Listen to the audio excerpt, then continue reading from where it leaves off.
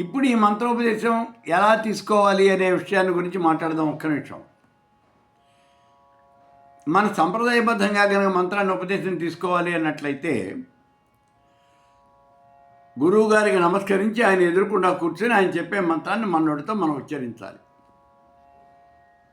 అంటే గురువు సమీపంలో కూర్చొని ఆయన నోటి ద్వారా మనం మంత్రం వింటూ ఆ మంత్రాన్ని మనం కూడా ఉచ్చరించాలి. ఇది సంప్రదాయమైనటువంటి పద్ధతి. కానీ ఇవాళ రోజున ఏమైంది, ఇదివరకంటే బోల్డు మంది గురువులు ఉండేవాళ్ళు, సిద్ధ గురువులు బోల్డు మంది ఉండేవాళ్ళు, మంత్రం సిద్ధించినటువంటి గురువులు బోల్డు మంది ఉండేవాళ్ళు. మహర్షులు, అడవిలో ఉండేటువంటి ఋషీశ్వరులు అందరూ కూడా ఆ మంత్రం సిద్ధించినటువంటి వాళ్ళే. అంతేకాదు మన ఇళ్లలో ఉండేటువంటి పెద్దవాళ్ళు కూడా జపం జపం జపం జపం అని విపరీతంగా జపం చేసినటువంటి వాళ్ళు మన తాతలు ముత్తాతలు మన ఇంట్లో ఉండేవాళ్ళు. కాబట్టి వాళ్ళ దగ్గరే మనం ఈ మంత్రాన్ని తీసుకునేవాళ్ళం. సహజంగా ఇదే జరిగేది. కానీ ఇవాళ రోజుకి వచ్చేటప్పటికీ ఇలా మంత్రాన్ని జపం చేస్తున్నటువంటి వాళ్ళు వీళ్ళు తగ్గిపోయారు. మంత్రాన్ని జపం చేస్తున్న వాళ్ళు చాలా తగ్గిపోయారు. ఋషీశ్వరులు, మునీశ్వరులు కంటికి కనిపించట్లా, అసలు వాళ్ళు లేరనే చెప్పాలి. మరి ఇంట్లో మన తాతలు ముత్తాతలు అందరూ పరమపదించారు. మన తండ్రి దగ్గర నుంచి ఇందులో ఆచమనం చేయటం చేతకాని వాళ్ళు కూడా చాలామంది ఉన్నారు. కుమారుడికి ఒడుగు చేయాలి అంటే ఆ ఉపనయన సమయంలో కుమారుడికి గాయత్రి మంత్రాన్ని ఉపదేశం చేయాలి. ఆ గాయత్రి మంత్రం రానటువంటి, తెలియనటువంటి తండ్రులు కూడా చాలామంది ఉన్నారు. మరి ఇటువంటి పరిస్థితుల్లో మంచి గురువు దొరకాలి అంటే ఎట్లా? ఎక్కడో ఒకడు దొరుకుతూ ఉన్నాడు. సిద్ధి పొందినటువంటి గురువు చాలా తక్కువ మంది దొరుకుతున్నారు.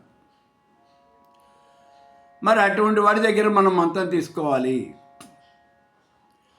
ఇంకో విషయం ఏమవుతుంది అంటే, ఇదివరకు జనాభా అంతా ఇక్కడే ఉండేది, కానీ ఇప్పుడు అలా ఉండటం లేదు. ఉద్యోగరీత్యా దూర ప్రాంతాలకు వెళ్ళిపోతూ ఉన్నారు, విదేశాలకు కూడా వెళ్ళిపోతూ ఉన్నారు. నిజంగా చెప్పాలంటే మన దేశంలో ఉన్న వాళ్ళకన్నా విదేశాల్లో ఉన్నటువంటి వాళ్ళకే మన ఆచారాలు, మన సంప్రదాయాలు, సంస్కృతి వీటి మీద ఆసక్తి అనేది ఎక్కువగా ఉంది. వాళ్ళకే ఉంది, మనకే లేదు. సరే, ఇప్పుడు ఏ అమెరికాలో ఉన్నటువంటి వాడు మంత్రం తీసుకోవాలి అనుకున్నాడు. ఇక్కడ హైదరాబాద్లో ఉన్నటువంటి గురువు గారు అమెరికాలో ఉన్నటువంటి శిష్యుడు ఎలా తీసుకుంటాడు?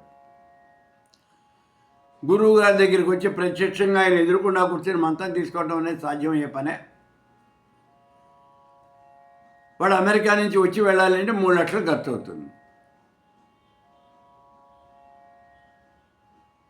ఇప్పుడు ఆయన అక్కడి నుంచి ఇక్కడికి రావాలా ఈ మంత్రం కోసం?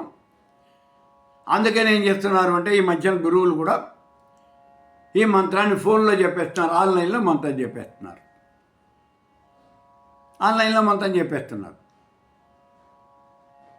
ఏం చెప్పి గురువు గారు చెప్పిన మంత్రాన్ని ఆ శిష్యుడు రిసీవ్ చేసుకుంటున్నాడు. ఆ మంత్రాన్ని అలా జపం చేయటం అనేది జరుగుతుంది. ఇంకా కాబట్టి ఇక్కడ గురువు నుంచి మంత్రాన్ని ప్రత్యక్షంగా మనం తీసుకోవాలా, లేకపోతే ఇలా ఆన్లైన్లో కూడా తీసుకోవచ్చా అంటే ఆన్లైన్లో కూడా తీసుకోవచ్చు. ఏ రకమైన ఇబ్బంది కూడా లేదు. నేను చెప్తున్నాను, ఏ రకమైన ఇబ్బంది లేదు, అంతే.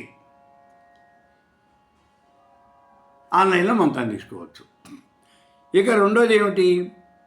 తీసుకున్నామండి, బాగానే ఉంది, మంత్రాన్ని తీసుకున్నాం, ఇప్పుడు జపం చేయాలి కదా. ఏ సమయంలో జపం చేయాలి? ఏ సమయంలో జపం చేయాలి అంటే, జపాన్ని ఎప్పుడూ కూడా బ్రాహ్మీ ముహూర్తంలో చేయమని చెప్పాడు. శంకర భగవత్పాదుల వారు కూడా బ్రాహ్మీ ముహూర్తంలో జపం చేయండి అన్నాడు. తెల్లవారుజామున 3ంటికి లేచి స్నానం చేసి కూర్చోండి, 5:30 తెల్లవారేటప్పటికి మీ జపం పూర్తి అయిపోవాలి అన్నాడు. అలా చేసినటువంటి జపం ఫలితాన్ని ఎక్కువిస్తుంది అని చెప్పాడు. ఈ విషయాన్ని అందరూ అంగీకరించారు. మంత్రశాస్త్రవేత్తలు అందరూ కూడా ఒప్పుకున్నారు ఈ మాటని. అయితే మరి మనం తీసుకునే మంత్రాన్ని బట్టి ఉంటుంది ఎప్పుడు జపం చేయాలి అనేది. మంత్ర పురస్చరణ చేస్తున్నామండి. పురస్చరణ అంటే ఆ మంత్రాన్ని ఎక్కువ సార్లు జపం చేయటం. ఎక్కువ సార్లు అంటే వారం రోజులు, 10 రోజులు, 20 రోజులు, నెల రోజులు మనం ఒక సమయాన్ని నిశ్చయించుకొని సామాన్యంగా దీనికి అర్ధమండలము, మండలము ఇలా నిర్ణయించుకోవడం జరుగుతుంది.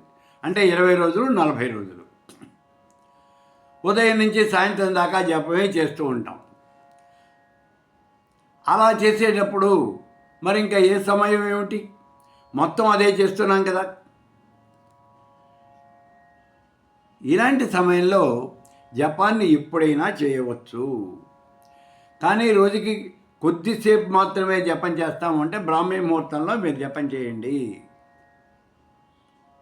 వీలైతే రాత్రిపూట కూడా స్నానం చేసిన తర్వాత రాత్రి 6:30, 7 గంటలకు కూర్చుని 1 గంట సేపు జపం చేసి ఆ తర్వాత మీ భోజనాది కార్యక్రమాలు పూర్తి చేసుకోండి.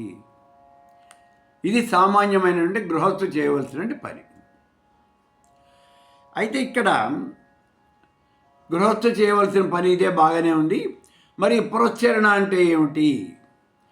మంత్రం మీద పట్టు సాధించాలి అంటే మంత్రాన్ని ఎక్కువ సార్లు జపం చేయాలి. కొన్ని లక్షలు జపం చేయాల్సి వస్తుంది. మామూలుగా మంత్రోపదేశం ఇచ్చేటప్పుడు గురువు గారు చెప్తాడు, 1 లక్ష జపం చేయవయ్యా, ఆ తర్వాత నాకు కనిపించు అని. 1 లక్ష జపం చేస్తే మంత్రసిద్ధి పొందుతుంది అని కాదు, అలా ఏం జరగదు. నేను కూడా మంత్రం చేస్తున్నాను అని చెప్పుకోవడానికి వీలవుతుంది అంతే. అందుకే ఇక్కడ పురస్చరణ అంటే పురహచరించటము, అదే దాన్ని మళ్ళీ మళ్ళీ మళ్ళీ మళ్ళీ అలా చేస్తూ ఉండటము. దీనికి ఇందాక చెప్పినట్టుగా అర్ధమండలం, మండలం ఏదో ఒక సమయం కేటాయించుకోవాలి. కేటాయించుకున్న తర్వాత ఉదయం నుంచి సాయంత్రం దాకా త్రిసంధ్యల యందు ఆ దేవత యొక్క పూజ అనేది నిర్వహించాలి. తర్వాత నువ్వు మంత్రం అనేది చేయాలి. మధ్యాహ్నం భోజనం చేయకూడదు, రాత్రికి మహానివేదన చేసి భోజనం చేయాలి.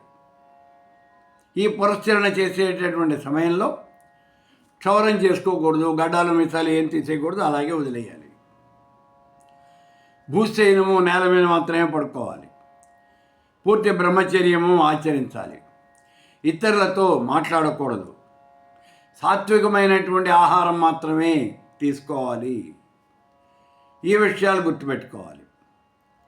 మీరు ఏ రకమైనటువంటి సుఖాన్ని, ఆనందాన్ని ఈ పురస్చరణ సమయంలో పొందడానికి ప్రయత్నం చేయకూడదు. లౌకికమైనటువంటి సుఖాలు, ఆనందాలు పొందడానికి ప్రయత్నం చేయకూడదు.